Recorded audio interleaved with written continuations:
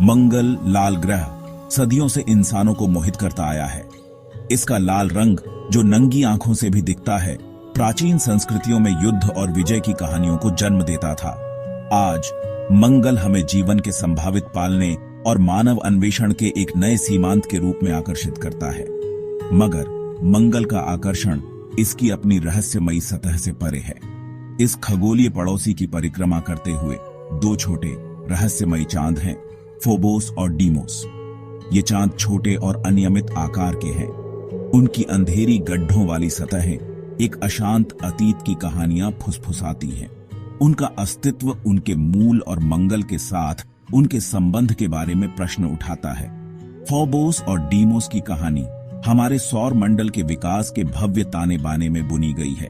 उनकी खोज, उनकी अनूठी विशेषताएं और उनके संभावित भाग्य, ये सभी एक ब्रह्मांडीय पहेली के टुकड़े हैं।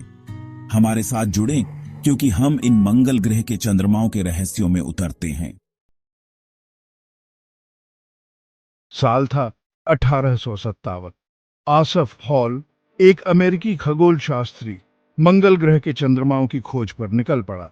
सदियों से खगोलविदों ने ऐसे उपग्रहों के अस्तित्व के बारे में अनुमान लगाया था जो हांस केपलर ने उनकी उपस्थिति की भविष्यवाणी की थी। हॉल की टिप्पणियों ने उनके अस्तित्व की पुष्टि की। 12 अगस्त 1857 को उसने डीमोस को देखा।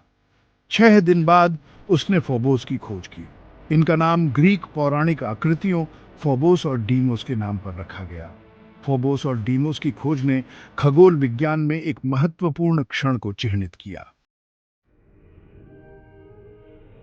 हमारे अपने गोलाकार चंद्रमा के विपरीत फोबोस और डीमोस खगोलीय विषमताएं हैं। उनके अनियमित आलू जैसे आकार उन्हें तुरंत अलग कर देते हैं। पारंपरिक चंद्रमाओं की तुलना में अधिक पकड़े गए क्षुद्र ग्रहों से मिलते जुलते हैं।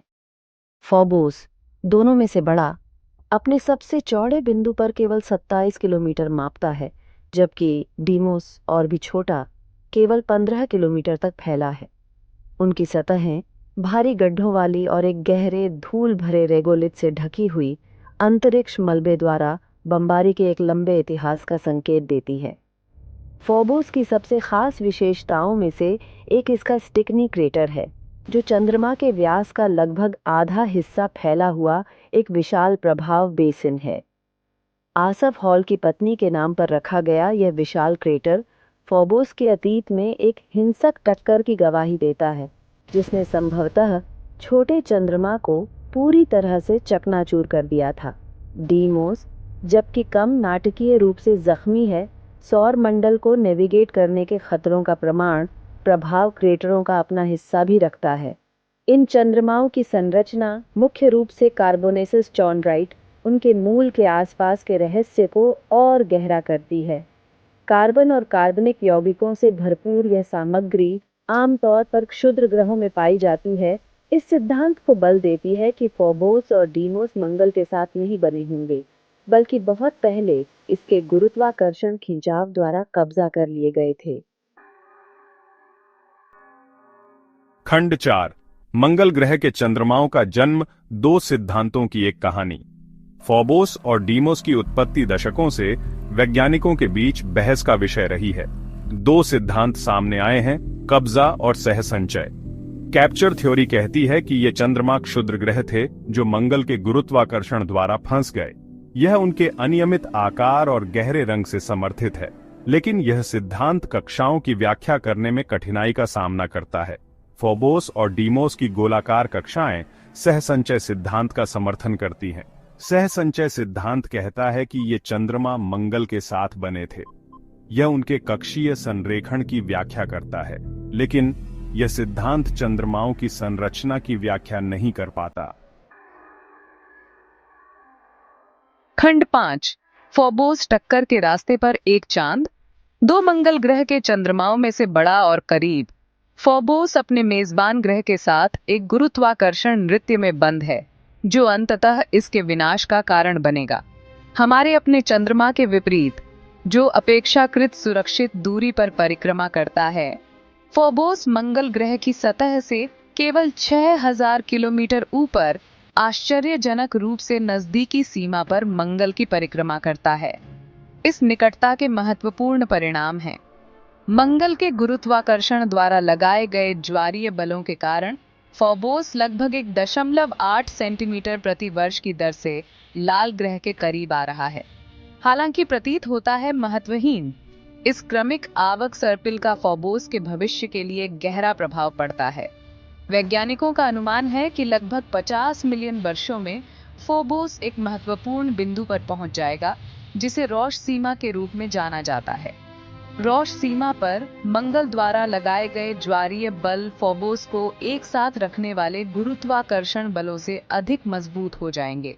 नतीजतन चंद्रमा फट जाएगा।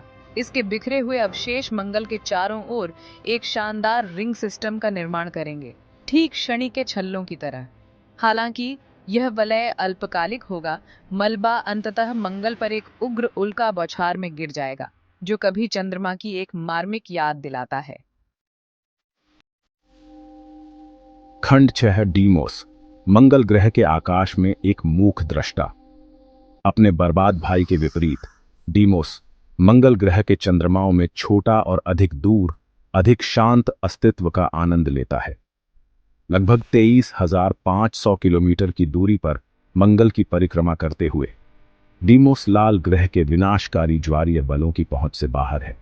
इसकी कक्षा थोड़ी झुकी हुई और अंडाकार होने पर भी अपेक्षाकृत स्थिर रहती है, जो मंगल ग्रह के उपग्रह के रूप में इसके दीर्घकालिक अस्तित्व को सुनिश्चित करती है। अपने दूर के सुविधाजनक स्थान से डीमोस मंगल ग्रह के परिदृश्य को एक सतर्क मौन के साथ देखता है। इसकी सतह हालांकि भारी गड्ढों वाली है, फोबोस की तुलना में चिकनी दिखाई देती है, संभवतः रेगोलिथ की एक मोटी परत के कारण अरबों वर्षों के अंतरिक्ष अपक्षय में जमा हुई महीन धूल और मलबा। जबकि डीमोस में अपने बड़े भाई की नाटकीय विशेषताओं और आसन्न कयामत का अभाव है, यह वैज्ञानिक अध्ययन के लिए एक दिलचस्प लक्ष्य बना हुआ है। डीमोस की संरचना, कक्षीय विशेषताओं और मंगल ग्रह के पर्यावरण के साथ बातचीत की जांच करने से प्रारंभिक सौर मंडल और आंतरिक ग्रहों को आकार देने वाली प्रक्रियाओं में बहुमूल्य अंतर्दृष्टि मिल सकती है। इसके अलावा इसकी स्थिर कक्षा और अपेक्षाकृत प्राचीन वातावरण इसे भविष्य के रोबोटिक मिशनों के लिए एक संभावित उम्मीदवार बनाते हैं। संभावित रूप से मंगल ग्रह की सतह की खोज के लिए संचालन के आधार के रूप में भी काम कर रहे हैं।